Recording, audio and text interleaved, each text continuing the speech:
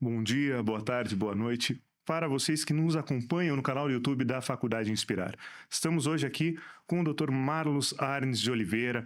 Dr. Marlos, que é candidato pela chapa OAB Democrática à presidência da OAB Paraná no próximo triênio. Dr. Marlos, muito obrigado por aceitar o convite, por estar aqui. Seja muito bem-vindo.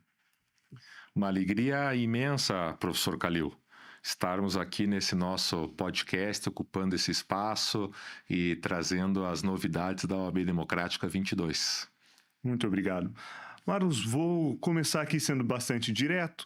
Gostaria que você se apresentasse. Eu poderia aqui fazer uma introdução sua, mas prefiro que seja vindo de você mesmo, seu histórico na advocacia, seu histórico nas instituições que ocupou, que ocupa. Gostaria que se apresentasse para os nossos ouvintes. Muito bem. Eu sou Marlos Arnes de Oliveira, fiz a minha faculdade na PUC, Paraná, entrei em 1987, portanto, antes da Constituição, saí em 1991, abri o meu escritório em seguida e fiz pós-graduação em didática do ensino superior, pós-graduação em processo penal, mestrado, doutorado em direito. E acho que é importante, nesse momento de eleições da OAB, trazer a experiência de ter sido presidente da OAB Curitiba. O Paraná, à época, tinha uma OAB que entendia importante que existisse uma subseção na capital. A capital até hoje congrega 50% dos advogados do estado do Paraná. Se nós considerarmos as subseções da OAB da região metropolitana, hoje beira os 60% dos advogados do estado. E na época existia, de 2004 a 2006, existia a OAB Curitiba. Na verdade, existia já um período antes, eu fui presidente de 2004 a 2006. Foi uma experiência muito bacana, muito positiva.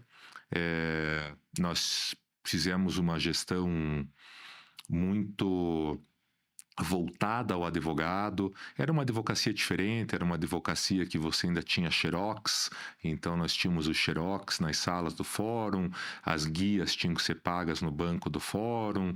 Era um momento em que a advocacia civil, criminal, se encontrava nos fóruns, muito diferente do que é hoje. E foi uma experiência positiva para entender como que funciona a OAB. Então, eu me sinto, 20 anos depois, como me sentia já naquela época, preparado para representar com muita seriedade, com muita dedicação a presidência da Ordem. E nós tivemos ali o início desse movimento de oposição, porque em 2006, de uma forma completamente arbitrária, a OAB Paraná extinguiu a subseção de Curitiba. E ali surge um movimento de oposição. Nós tínhamos 4 eleições sem bate-chapa e passamos naquele momento a ter uma eleição porque o grupo da subseção de Curitiba se sentiu ultrajado e vários presidentes de subseções do interior ficaram preocupados com extinções. Falava-se na época de uma departamentalização das subseções. Enfim, criou-se um movimento que levou a obtermos na eleição 42% dos votos. Depois, em 2018, uma parte desse grupo, com outras pessoas, lançou o movimento Algo Novo. O movimento Algo Novo lançou chapa em 2018, lançou chapa em 2021, e esse movimento em 2024, muito oxigenado, com muitas pessoas novas, com 50% de mulheres, 30% de negros e negras, montamos o movimento Algo Novo, uma chapa de oposição. É a primeira vez na história da OAB que uma oposição organizada se apresenta pela 3ª vez consecutiva, e a chapa do Algo Novo esse ano se chama OAB Democrática, até como uma homenagem à OAB Democrática de 2006, que fez história e que, por certo, faremos história nesse ano de 24 também, pois nessa reta final da campanha estamos nos aproximando já do dia 22 de novembro e temos aí uma convicção muito grande de vitória. Então acabei me alongando na minha apresentação, mas já apresentei o movimento também de oposição. Ótimo, ótimo, Marlos, até porque era a continuidade do que eu ia te perguntar e continuo agora de fato, para apresentar um pouquinho da tua chapa, pelo menos da diretoria, as pessoas que vão contigo, porque a gente sabe que essas eleições, inclusive, aumentou um pouco o número de integrantes da chapa, passa um pouquinho de 160 componentes. Então, se puder apresentar um pouco para nós também, diretoria, principais é uma palavra difícil, mas alguns nomes-chave de Conselho Federal, Caixa de Assistência, fica à vontade. Lógico, uma alegria. A Luara Scalassara é a nossa vice-presidente, é uma advogada trabalhista, jovem, muito atuante, aguerrida, com um escritório muito tradicional em Londrina. Inclusive, nós temos uma chapa em Londrina, a OAB Democrática. O Roger Trigueiro é o nosso candidato a presidente. Lá em Londrina também, o bate-chapa está entre 3 chapas. Nós prestigiamos a subseção de Maringá, onde temos chapa também. Também o Osório é o nosso candidato a presidente lá em Maringá. E a Luciana Fante, uma advogada, professora de Maringá, é a nossa secretária-geral. O Tiago Agostinho, advogado aqui de Curitiba, jovem advogado, brilhante, é o nosso secretário-geral adjunto. E o Antônio Leandro, advogado da Lapa e também aqui de Curitiba, uma grande representação do movimento negro, que está conosco desde 2018, liderando essa bancada, é o nosso tesoureiro. Essa é uma característica importante da nossa chapa, que não só coloca a paridade de gênero e as cotas raciais, mas dá a estas pessoas, as mulheres e aos negros e as negras, uma condição de destaque dentro da chapa, ocupando cargos de importância tão relevantes quanto os homens brancos. Nós, em 2018, não tínhamos a lei que obrigava a paridade de gênero, mas já tínhamos uma chapa paritária entre homens e mulheres, porque consideramos como movimento isso fundamental. E também já tínhamos a inclusão dos negros na chapa. Temos um grupo bem forte de mulheres e de negros. E na Caixa de Assistência, nós temos na presidência o Vitor Hugo, que atualmente é o presidente da subseção de Foz do Iguaçu. O Vitor Hugo é procurador do município em Foz do Iguaçu. Nós vencemos a eleição enquanto Movimento Algo Novo em 2021 em Foz do Iguaçu. Vencemos por 1 voto. E o Vitor, nesses 3 anos, se manteve leal aos advogados e advogadas de Foz do Iguaçu e se manteve leal ao movimento Algo Novo. Então, essa foi uma dificuldade que eu enfrentei em 2006, porque nós vencemos em pelo menos uma subseção à época também, mas o pessoal não conseguiu se manter dentro do movimento, porque acaba que o assédio ali foi muito grande. E o Vitor manteve uma excelente relação com a OAB, mas continuou fazendo parte do movimento, então ele vem para a presidência da Caixa de Assistência. Caixa de Assistência que depois a gente vai falar, mas ela precisa de uma reformulação grande, aí, de uma ampliação dos benefícios, dos valores e etc. Então eu fiz esse convite ao Vitor para estar conosco. No Conselho Federal, a professora Dora Bertulho, que é uma referência nacional do movimento negro, respeitadíssima na Procuradoria Federal, que ela é procuradora federal e dentro do movimento negro. O Marcelo Trindade, que é um advogado experiente, preparado, que foi o candidato a presidente em 2021, e o Nasser Alain, advogado trabalhista, sócio do Declatra, escritório de advocacia, e que é também o nosso coordenador de campanha. Nós temos ainda no Conselho Federal, e é uma figura exponencial do direito, a professora Márcia Carla, que foi Procuradora-Geral do Estado, professora Márcia Carla, que ocupou também uma Secretaria de Estado. E está conosco, está visitando os escritórios, como todos os membros da chapa, está muito dedicada à campanha. E o Conselho Seccional, que é composto por advogados ilustres, batalhadores, lideranças na sua área, como o Gustavo Alberini e o Edson Fac, que estão conosco aqui no estúdio e que serve como uma referência da advocacia criminal militante, cotidiana, diária, aguerrida, valente, e que estão nos acompanhando aqui no estúdio e que representam cada um dos 100 e tantos conselheiros que estão conosco, cada um na sua área, como uma referência. Nós fizemos questão, e isso ficou muito claro na campanha, pela acolhida que tivemos no escritório, de montar um conselho de referência para a advocacia e, especialmente, um conselho que tenha condições, a diretoria e conselho, de gerir a OAB. Nós, pela primeira vez na história da oposição, tivemos mais nomes do que vagas, porque na oposição é sempre um ato de coragem lançar chapa, mas também é um ato de coragem aceitar estar na oposição. E esse ano tivemos mais nomes, mais pessoas querendo estar na chapa do que vagas, e pudemos agregar todos, mas colocar na chapa as referências da sua região. Temos, lógico, advogados do estado todo na chapa, representando todas as regiões, representando todas as categorias dentro da OAB. Advogados seletistas, advogados donos de escritório, advogados públicos, é a única chapa que tem procuradores federais na chapa, procuradores do estado, enfim, advogados de todas as categorias que compõem a chapa. Então, é uma chapa preparada, pronta para gerir a OAB. Eu estou muito feliz com isso, acho que esse é o grande resultado dessa eleição, porque nós vamos vencer, mudar com uma excelente gestão, como foi a gestão em Foz do Iguaçu de 2021 a 2024, que é reconhecida como uma gestão excelente de transparência e que nós vencemos lá em Foz do Iguaçu. Maravilha, Marcos. Muito obrigado.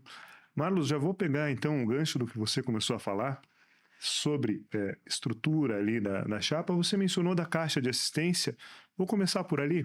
Ok. Qual que é a proposta, ou quais são as principais propostas, os principais nortes ali para a caixa de assistência da advocacia? A caixa de assistência é um órgão muito importante dentro da OAB.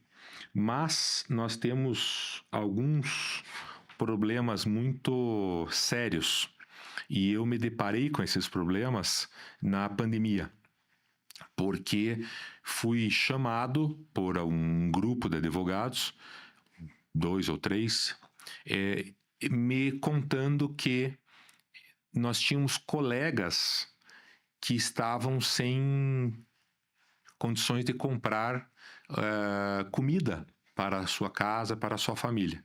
Eu fiquei muito assustado com aquilo, porque conheço a realidade da advocacia, percorri o estado em 2006, acompanho de perto e desconhecia essa realidade. E fui averiguar. E nós tínhamos ali identificados pelo menos 7 advogados sem nenhuma condição de se autossustentar. Tivemos, inclusive, um advogado que faleceu de Covid e que não tinha condição, a família não tinha condição de sepultar. E eu fiquei muito preocupado porque a Caixa de Assistência tem os benefícios para auxiliar os advogados nessa condição. E aí descobri que a Caixa de Assistência ela só concede o benefício se a pessoa estiver em dia com a anuidade. Então, esse é o primeiro paradoxo da Caixa de Assistência, porque nós temos hoje, segundo o site da OAB, informação oficial, 41% de advogados inadimplentes. Significa dizer o seguinte, dos 90 mil advogados ativos, quase metade está inadimplente. A nossa anuidade, para quem está nos ouvindo, é R$ 1.050, R$ 1.054 a nossa anuidade, e 41% dos advogados não têm condição. Então, esses 41% de advogados não têm acesso aos benefícios da Caixa. Entre eles, eu mencionei a questão funerária, por exemplo, ou uma isenção em caso de doença grave, enfim, tem lá uma série de licença maternidade, uma série de benefícios. Então, a primeira coisa que precisa ser feita é verificar a condição desses 41% que estão em atraso com a anuidade, fazer um refinanciamento, possibilitando que as pessoas coloquem em dia. Uma parte disso, por certo, não paga por desinteresse com a OAB não oferece nada, a pessoa não paga, mas uma boa parte disso não tem para pagar. E aí nós temos que achar uma condição que essa pessoa possa pagar ou até estudar uma análise de anistiar a pessoa que comprove que está há 5 anos devendo, não consegue pagar, comprova que não tem como pagar e faz-se lá uma anistia para que a pessoa possa receber os benefícios da Caixa. Então, esse é o primeiro ponto que eu considero importante. O segundo ponto da Caixa é que nós temos que ampliar os convênios e os benefícios. E então, existem inúmeros convênios, existem inúmeros benefícios. Para pegar o exemplo de a licença maternidade é paga uma parcela de R$1.000.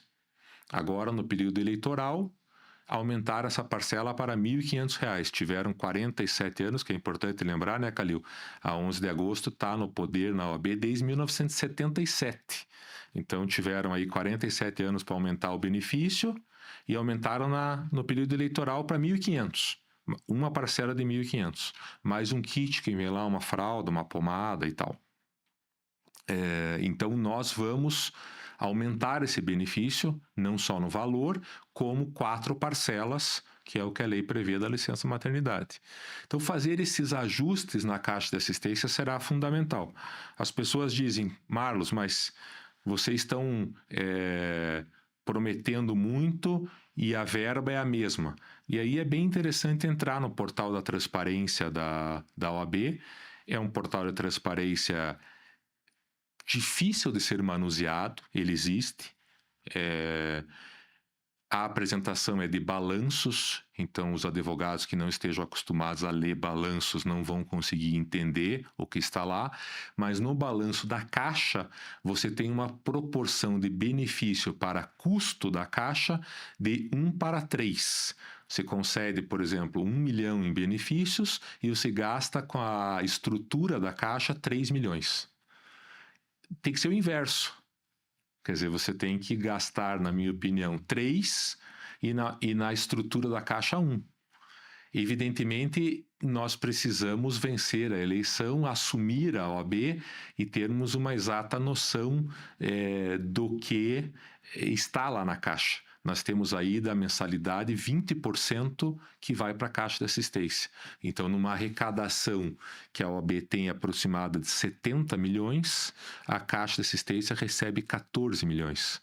E me parece que ela fez uma opção, ao menos na última gestão, eu tenho dito, para escolher o tijolo ao invés de serviço, porque construiu um prédio sem consultar ninguém, um prédio enorme na frente da sede da OAB, ali na Brasilino Moura, e os benefícios não aumentaram. Então, as propostas da Caixa de Assistência estão todas no nosso site, a OAB Democrática PR, numeradas. Eu tenho aqui, são mais de 12 propostas para a Caixa de Assistência, mas vejo que o norte é esse, nós darmos prioridade ao advogado e à advogada. Perfeito, Marlos.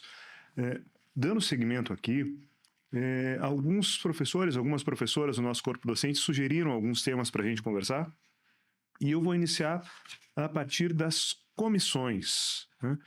Como que a proposta, qual que é a proposta da OAB Democrática para a organização, a gestão das comissões, tanto organização interna quanto inscrição, participação da advocacia dentro das comissões?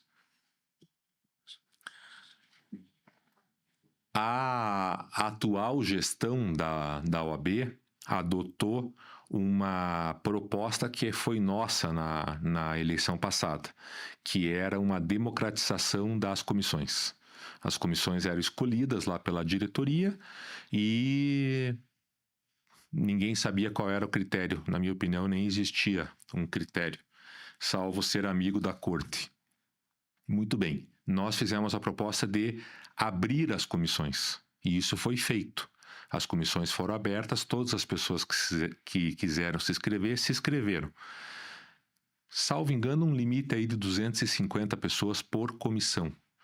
Salvo engano também, a OAB nomeou o presidente, o vice-presidente, o secretário-geral, e aí colocou as pessoas dentro da comissão. Eu participei e participo ainda da Comissão da Advocacia Criminal, participei da Comissão de Direitos Humanos, que não participo mais, e participo da Comissão de Assuntos Legislativos da OAB. Uma delas não funcionou, não teve nenhuma reunião. As outras duas contam com membros relatores, essa nomenclatura, e membros, e também membros consultores. Então, os membros relatores recebem processos para relatar e os outros membros participam. Não funcionou, na minha opinião. Ficou muito grande e acabou que nós criamos duas categorias de membros de comissão. Os membros verdadeiros, que são os relatores, e outros que são os que simplesmente participam. Então, nós precisamos achar um formato democrático em que as pessoas possam se inscrever e que possam participar efetivamente das comissões. Acho que isso passa por parte da diretoria, passa por duas coisas. Primeiro, uma escolha dos presidentes de comissão que sejam pessoas da confiança da diretoria, que falem em nome da diretoria e que tenham autonomia para gerir a comissão. Autonomia, inclusive, financeira para fazer um congresso, para fazer um curso, e isso é uma situação que eu quero modificar em todos os setores da OAB. Dar autonomia para as subseções, tanto financeira quanto administrativa, dar autonomia para os presidentes de comissão conduzirem e realizarem isso pelas comissões. Como exemplo, enquanto fui presidente da OAB Curitiba, a Comissão da Advocacia Pública foi a primeira comissão da advocacia pública que foi criada. Ela teve autonomia administrativa e financeira, a comissão, para fazer uma cartilha da advocacia pública. Essa cartilha é referência até hoje entre os procuradores do município e entre os advogados públicos. Desculpa, Marcos.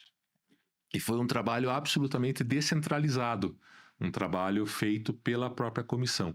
Então, eu acho que é isso, é manter a ideia originária das pessoas poderem se inscrever nas comissões, mas dar autonomia para as comissões para que elas possam funcionar. Quero tirar um pouco o poder presidencial da ordem, deixar que os advogados possam representar a OAB e atuar verdadeiramente cada um na sua área. Maravilha, Marlos. Desculpa, eu acabei... Garganta. Fique tranquilo. Me desculpe. Maravilha, muito obrigado, Marlos. Na sequência aqui... Até antes de você fazer a próxima pergunta, lembrei aqui que é importante, está nas nossas propostas, que as comissões também tenham paridade. As presidências, 50% de homens, 50% de mulheres, respeitar essa paridade da cota racial também, trabalhar isso dentro de toda a estrutura da OAB e não só no conselho seccional e nas diretorias. Interessante, muito bacana, Marcos. Você mencionou ali a advocacia pública. Então, uma professora nossa sugeriu a pergunta de qual é a perspectiva, qual que é a ideia, a proposta da chapa para aproximação e capacitação de servidores do Poder Executivo, do Poder Legislativo, não apenas os procuradores do município, não apenas os assessores, mas os servidores, enfim, do Executivo e Legislativo municipal e estadual, numa capacitação, num aprimoramento tanto do serviço legislativo, tanto da execução por parte dos municípios, que a gente percebe que às vezes falta um pouco de técnica judiciária, técnica jurídica numa atuação. Escola Superior de Advocacia pode atuar nesse sentido? Enfim, tem alguma proposta da chapa nessa perspectiva? A proposta são dois pilares aqui nessa tua provocação, Calil. O primeiro deles é o seguinte: a OAB tem sido omissa na fiscalização do Poder Executivo, do Legislativo e do Judiciário. A gente acaba não dando opinião sobre questões sociais fundamentais. Ainda ontem fui entrevistado pela RPC sobre a campanha e todas as perguntas que a RPC fez eram sobre isso. Qual que é a tua posição sobre... E aí pega um assunto espinhoso lá do Judiciário, outro do Legislativo, outro do Executivo. O fato é que a OAB, que foi protagonista das diretas já, foi protagonista do impeachment do Collor, ela acaba que deixou de ser protagonista da sociedade atualmente. Acho que isso é relevante, a gente precisa assumir uma posição combativa perante os demais órgãos e poderes do Estado. A uma, porque somos indispensáveis à administração da justiça, como diz a Constituição, a duas, porque nós somos guardiões do Estado Democrático de Direito da Constituição. E isso vale aqui para o Estado também. Então, esse é um ponto. O segundo ponto, e a gente discutiu, você mencionou a advocacia pública, e de novo a gente discutiu isso com a advocacia pública, tem que aproximar as escolas. Quer dizer, a AGU tem uma escola, a OAB tem outra escola, elas não conversam entre si. O Executivo aqui no Paraná tem uma escola, o Legislativo tem uma escola, o Judiciário tem uma escola. Todos os três têm uma escola. E não há uma comunicação entre a ESA e essas escolas. E não acho que isso seja uma falha da ESA ou uma falha da OAB, mas não há esse diálogo institucional entre esses poderes. Por que eu enxergo isso? E essa foi a minha experiência na OAB Curitiba, porque a OAB é burocrata. A OAB, ela burocratizou. Quanto mais o tempo passa, mais burocrática ela fica. E isso acontece porque é um modelo de gestão esgotado. Por mais que a atual gestão, que vem há 47 anos, tenha feito coisas boas nesses anos todos, e precisava fazer, e inclusive vai... E que bom que é assim, colhendo propostas da oposição, o fato é que o modelo esgotou. Tanto esgotou que não conseguiram montar uma única chapa e tem duas chapas disputando a eleição, duas chapas que são iguais. Uma é a situação verdadeira e a outra é a dissidência da situação. Mas se você olhar, eles são iguais, brigam até pelo nome. Tem batalha judicial aí para ver quem que tem o domínio do nome. E nisso tudo o que acontece? A OAB ela fica meio paralisada na burocracia e não conversa. Basta um diálogo, né? Quer dizer, você liga para o Poder Executivo, Legislativo e Judiciário, troca lá um telefonema entre os diretores de escola, promove cursos, capacita tanto os servidores do Legislativo, Executivo e Judiciário, quanto os advogados.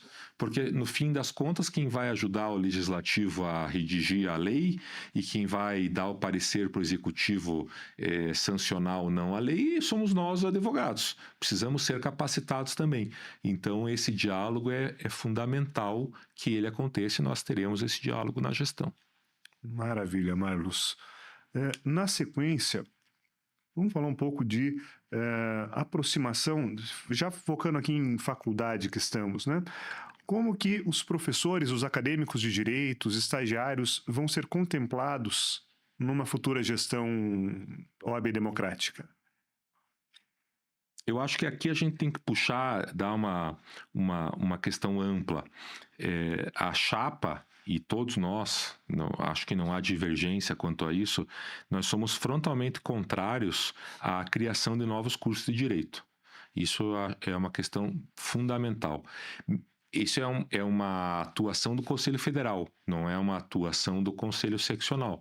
Mas os nossos conselheiros federais podem pressionar o Conselho Federal nesse sentido.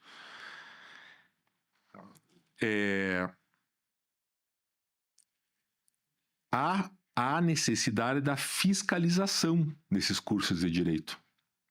Faz-se aí uma boa peneira nos exames de ordem, mas tem que haver uma fiscalização desses cursos. E me preocupa muito que avança a passos firmes a possibilidade de uma aprovação de cursos de direito em EAD, que é o ensino à distância. Hoje já estou de cabelo em pé, os que me restam, porque 40% do currículo pode ser à distância.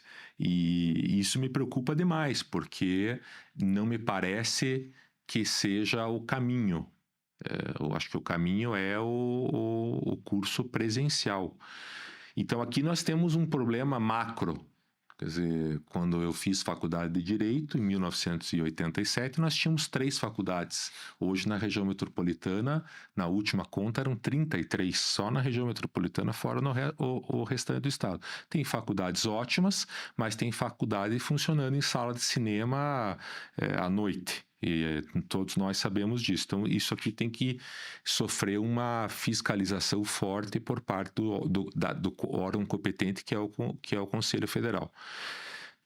Na tua pergunta, nós temos na nossa chapa inúmeros professores, que não são só professores, mas são professores, advogados e etc., estão contemplados dentro da chapa. Então, a chapa caminha bem nesse sentido aí. Maravilha. E já pegando esse gancho, Marlos, falando que, felizmente, nós aqui da Inspirar, apesar de ser uma faculdade nova, nós estamos muito tranquilos nesse sentido, com bons índices de aprovação no exame de ordem. O exame 37, tivemos o privilégio de ser a faculdade privada com maior índice de aprovação no estado do Paraná, mas isso, por si só, não é garantia de uma boa colocação no mercado de trabalho, a gente sabe. E nessa perspectiva de advocacia, início de carreira, os egressos da faculdade, esse início de caminhada, quais são as propostas ou como que a gestão Marlos Arnes Oliveira, a gestão OAB Democrática, vai trabalhar para auxiliar esses advogados recém-formados? E até deixar claro a minha alegria de estar aqui na Faculdade Inspirar, né, que teve esse índice de aprovação tão grande, e assim são inúmeras faculdades novas que têm feito um excelente trabalho. Mas nós não podemos deixar de verificar que é muito grande o número de faculdades, e evidentemente não me refiro aqui à casa que também está me acolhendo. Sabemos bem, fique tranquilo, mano, sabemos. E que tem uma pessoa tão... além de você, a Jéssica, que é professora aqui na casa, enfim, tanta gente boa, né? Advocacia iniciante. Veja, nós temos lá nos nossos eixos, nos nossos pilares da proposta, inúmeras propostas para advocacia iniciante, mas o que é o principal? O principal é o acolhimento. Eu tenho conversado muito com os jovens advogados e não é uma questão de o que fazer, como fazer, mas é muito mais uma questão de você se sentir em casa na OAB. E há um distanciamento da OAB, tanto do advogado jovem, quanto do advogado com 10 anos, quanto com o advogado experiente. Na cabeça dos advogados, a OAB ou é um boleto que eu consigo pagar, ou é um boleto que eu não consigo pagar. Não vai muito além disso. Então, acho que aqui tem um acolhimento que é preciso ser feito para esse jovem advogado. Na nossa avaliação, o que a gente pode fazer de concreto para esse jovem advogado? Nós não aprendemos na faculdade, depois até você me diga se aqui na Inspirar tem essas cadeiras, mas eu não conheço, gestão administrativa e gestão financeira do escritório. Quer dizer, eu nunca aprendi, com quem eu converso também não se aprende, e isso não está no currículo do curso de Direito. Mas o fato é que a maior parte de quem fica ativo na OAB está no início de carreira ali numa carreira solo. E aí, como é que eu tiro meu alvará? Como é que eu emito uma nota fiscal? Como é que eu crio um CNPJ? Quanto que eu preciso receber para poder pagar minhas contas? Como que eu faço networking para captar clientes? Como que eu uso o marketing jurídico para essa capacitação para captar clientes? Então, nós pretendemos abrir não só fazer os cursos da Escola Superior da Advocacia também nessa área, como abrir um canal de diálogo com a advocacia. Fizemos uma consulta ao Sebrae e o Sebrae tem uma proposta de auxílio. Não é o Sebrae que vai fazer, mas que nós podemos fazer para os advogados jovens uma proposta semelhante de auxiliarmos os jovens advogados de início de carreira a essa gestão administrativa e financeira do escritório para um tira-dúvidas. Também é importante para o jovem advogado saber que a Escola Superior da Advocacia terá todos os seus cursos na nossa gestão inclusos na anuidade e também as taxas da OAB estarão todas inclusas na anuidade. Significa dizer, você não vai precisar ter um cashback para gastar de novo na OAB ou vai precisar pagar por uma segunda via de carteirinha. Pagou a tua anuidade, tudo que a OAB presta de serviços estará incluso na tua anuidade. Muitos jovens advogados me perguntaram do programa Corrida Legal, que gostam do programa. Eu, inclusive, sou corredor, talvez por isso que me perguntem. A gente vai manter, quer ampliar. Falei já com o Eduardo Pimentel, que é o prefeito eleito de Curitiba, para a gente fazer uma corrida da OAB, oficial da OAB aqui em Curitiba, em Apucarana, o pessoal tem o mesmo projeto lá também, a gente tem uma chapa em Apucarana, o Juliano é o nosso candidato lá e também já falou com o prefeito próximo para tentar fazer alguma coisa parecida. Então tem muita coisa legal aí para os jovens advogados que vai acontecer na próxima gestão. Que legal, Marlos, muito bacana. Já encaminhando agora para o final, Marlos, última pergunta minha, antes da gente encerrar. Novas tecnologias, né? A gente vê aí avanço de inteligência artificial, avanços tecnológicos que revolucionam tanto o judiciário já aplicando inteligência artificial em alguns setores. Qual que é a tua perspectiva? Qual que é a perspectiva da chapa de, por um lado, modernizar, atualizar a OAB, utilizar isso em favor da instituição e, por outro lado, também capacitar os advogados que não foram forjados ou não têm essa habitualidade de trabalho com tecnologias avançadas, inteligência artificial, enfim. De novo, são dois pontos, um puxando para um lado, outro puxando para o outro, né? Se a gente pegar as passagens aéreas aí, vamos encontrar uma enormidade de sites que oferecem serviços jurídicos, utilizando uma inteligência artificial, se eu posso assim dizer, para fazer as petições e etc. Então, a primeira coisa, até ontem, nas nossas andanças, alguém me cobrou. Precisa haver uma fiscalização efetiva da ordem. Eu recebi um projeto de uma pessoa que compõe hoje uma comissão de fiscalização da OAB, e ela me relatou que não teve esse projeto aprovado, que não conseguiu avançar e que, segundo ela, a comissão de fiscalização atuou muito pouco.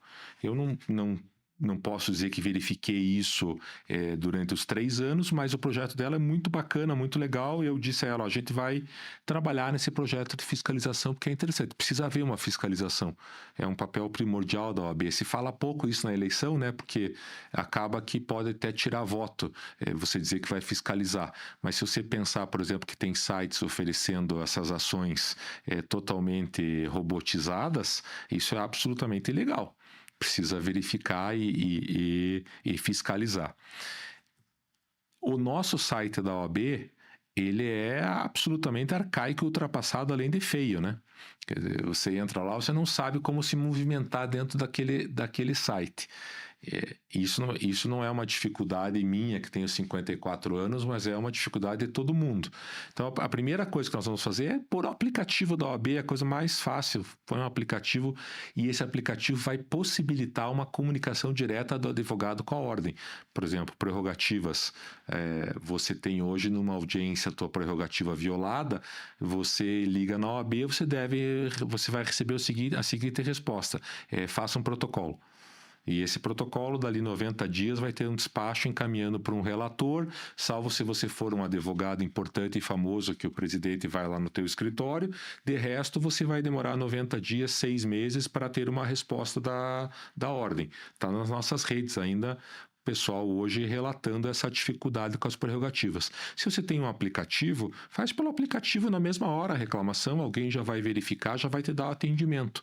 E nessa questão das prerrogativas, Calil, trago o meu compromisso pessoal como presidente, em sendo eleito, e seremos, de me envolver diretamente nessa questão das prerrogativas. Os conselheiros que foram convidados também estarão envolvidos na questão das prerrogativas, os que compõem a chapa, e a Maria Francisca, que é uma advogada combativa, guerreira, escolada, será a diretora de prerrogativas, e criaremos as diretorias regionais de prerrogativas, dando também autonomia para as subseções para que cumpram lá os desagravos na violação das prerrogativas.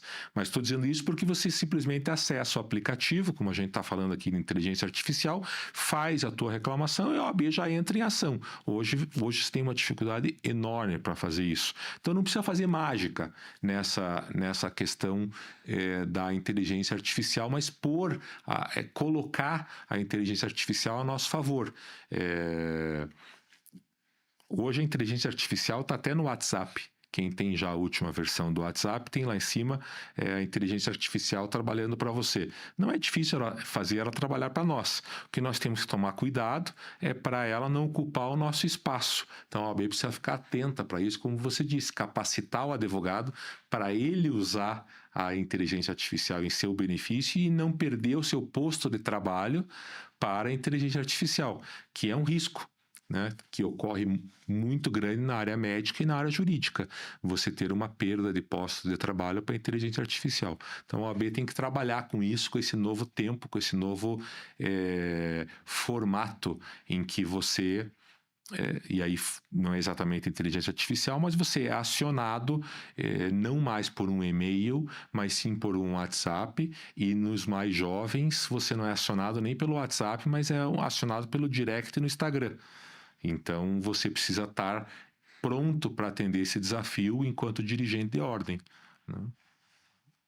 Muito bom, Marlos. Vejo que o nosso tempo já está avançado. Eu queria conversar contigo sobre muitos outros temas, né? Advocacia dativa, prerrogativa, você já mencionou, a própria escola de advocacia, mas como a gente se comprometeu, Marlos, eu vou deixar agora para você fazer o encerramento como você quiser. É um tempo para me convença, né? Convença-nos, a mim e aos nossos ouvintes, a quem nos acompanha, a votar Marlos Arnes Oliveira, votar OAB Democrática. 22. 22. Calil, eu achei que 40 minutos ia ser bastante tempo. No fim, mas vencemos as perguntas dos professores, né? Vencemos os professores, vencemos a pauta. Isso. Só faltando a minha de dativos, mas passou.